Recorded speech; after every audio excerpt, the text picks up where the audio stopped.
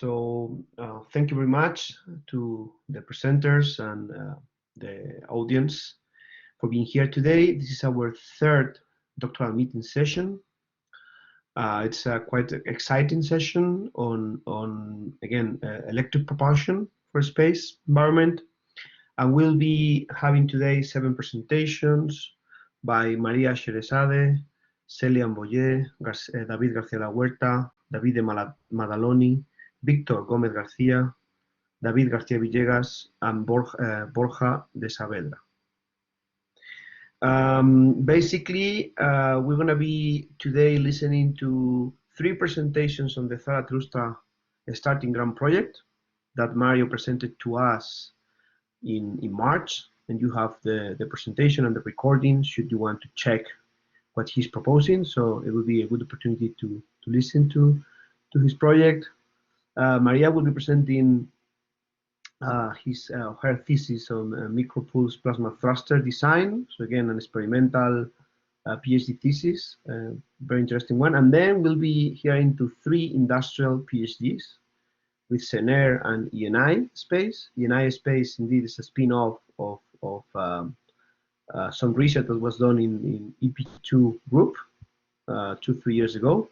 So it's very interesting also to see what we are being able to transfer to society in the form of a spin-off and new positions for people and groundbreaking research. As you know, the presentation should be 10 to maximum 15 minutes long, right? So keep an eye on the time. We will be strict on the time, right? Because then we'll need some minutes for questions. Hello everybody. I'm David Maddaloni, and my supervisors are Mario Merino Martinez and Filippo Terragni. And I will be presenting experimental investigation of space plasma clusters via data-driven analysis techniques. Basically, the thesis will be focused on the topic of anomalous transport. What is anomalous transport? It's basically, there's no easy answer to this question, since one usually refers to anomalous transport whenever there is evidence showing that the transport of particles, for example, electrons, along one direction, for example, the cross-magnetic one, is way higher than the one predicted by the models. Sometimes this value can be up to tens of times or even hundreds of times more. Basically, thruster efficiency is affected and model effectiveness, predictability is also restrained. Along the years, it has been linked to a compound of plasma turbulence, oscillations, near-wall conductivities, and instabilities. But still, this characterization of the phenomena is still poor. Anomalous transport is then common among different kind of thrusters. And this thesis will mainly be revolving around 2 types of thrusters, which are Hall effect thruster, which is a major technology for which some advances in this topic have been achieved in the last years, while the second thruster that we'll be mainly focusing on is the magnetic arc electrodeless plasma thruster, which is the Zarathustra concept that my colleagues have been showing you so far. It is worth mentioning that that anomalous transport in EPT, so electrodeless plasma thrusters, has never been studied yet, as far as I know. Then, data stemming from both simulations and experiments will be analyzed. In this sense, we will need to develop the fast plasma diagnostics in order to capture the data that we will be getting from the experiments. And for doing this, we will need to do that instantly. So we will deal with fast frequencies, so fast signals. For doing this, we will be using different kind of probes, going from single Langmuir probes to double emissive and capacitive probes, and even going to different kind of like plasma diagnostics, such as electromagnetic radiation sensors and fast cameras. And, you know, from the experiments, you have purely physical behaviors, but of course, you will probably need to sacrifice spatial resolution. You will need to carefully design the transmission lines, and due to the fact that you're actually dealing with fast varying signals, and you will always have noise that you'll need to try to reduce. While on the other hand, data coming from simulation are potentially have no limits, but you always have that the models are still restrained from their predictive capability because of, for example, anomalous transport. And you always have numerical errors in the simulations. Anyway, regardless of where the data is coming from, you will need to unveil, separate the dynamics, and try to do that as best as you can. This is why you will need to rely on robust post-processing techniques. This is where basically the data-driven algorithms come into aid. Dealing with raw data usually is often difficult because of noise, dynamic superposition, and interplay, and of their relative importance. This is why basically we will be relying on data-driven techniques, which are lately emerging in several fields of science as a powerful technique for data post-processing. They usually help reducing the researcher bias and extracting missing information, which are usually hidden in the data. Of course, you will have different kind of cluster that will show different kind of behaviors and different kind of plasma diagnostics, which will provide you with different kind of data. And depending on the data you have, you will choose the best algorithm that fits your needs. For now, during this year, we have been mainly focusing on simulations produced by Adrián Domínguez Vázquez from EP2, in which basically you have a total time span of 3.6 milliseconds with a whole number of 12,000 snapshots. These simulations have been analyzed by the cross-repetition of the proper orthogonal decomposition and higher order dynamical mode decomposition. In the videos, you can see the oscillating parts of plasma density and electron temperature, respectively, on the left and on the right. Then these simulations have been run for different values of operational parameters, and we are basically looking for changes in the behaviors depending on these operational parameters. These are the results that you get from the nominal case, which is 300 volts of discharge voltage and 5 milligrams per second of anode injected mass flow rate. On the first line, you see the spatial shape of the mode. On the second line, you see the time evolution of the mode, while on the third line, you see the frequency content of the mode.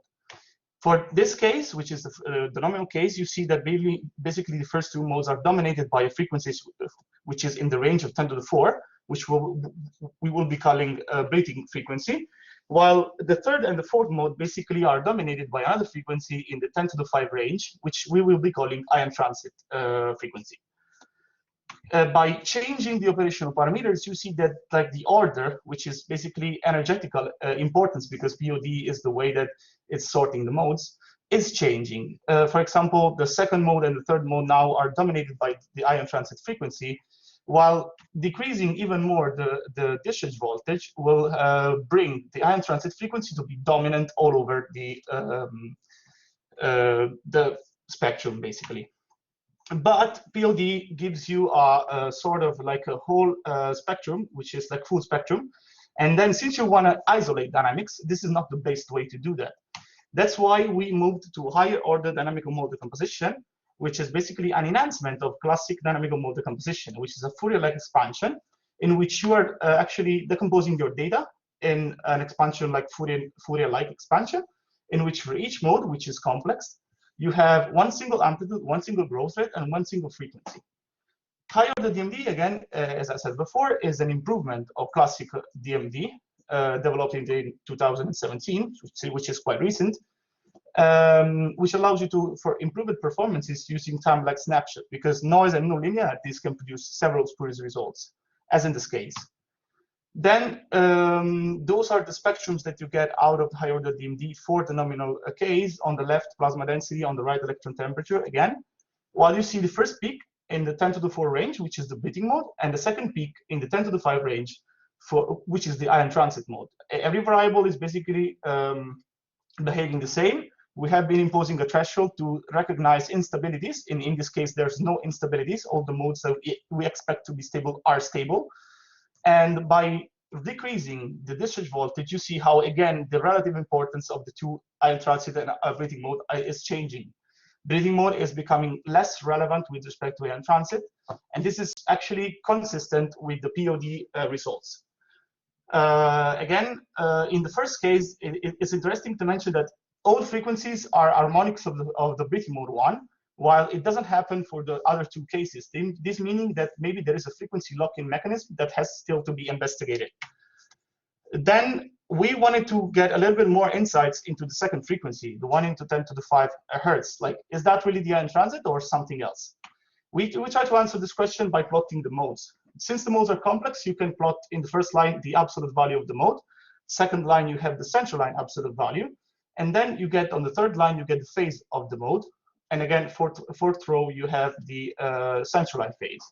This is what happens for the first case, where you see basically that if by focusing on the last line, you see basically that for the breathing mode, which is on the left, you see that the phase is basically constant by not considering the discontinuities.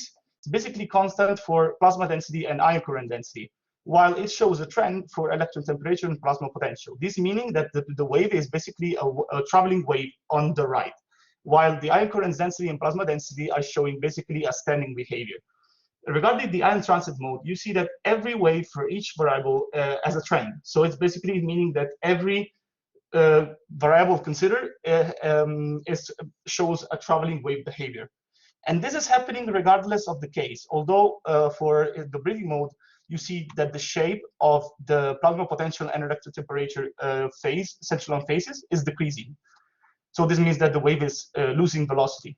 But basically, you can say that since these two cases, these two modes, show different behaviors depending on the variables, they are most likely two different things. Then, like, according to we wanted to say, okay, those are different, but is this really the transit time oscillation? Then, according to the literature, the frequency of the transit time oscillation is roughly equal to the ion chamber residence time, divided by a characteristic length.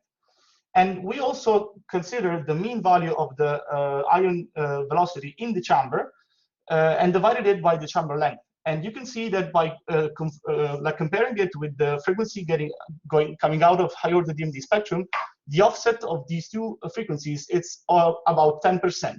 This means that we are meeting the ion transit condition, the transit time condition, with a good approximation. Then we also have run an experiment in the lab of EP2 by using a set of two single Langmuir probes at different distances from the thruster nozzle. The experiment has been run on the Helicon thruster produced in conjunction by EP2 and CNR, but the data has not been analyzed yet. We are actually looking forward to improve this experimental setup.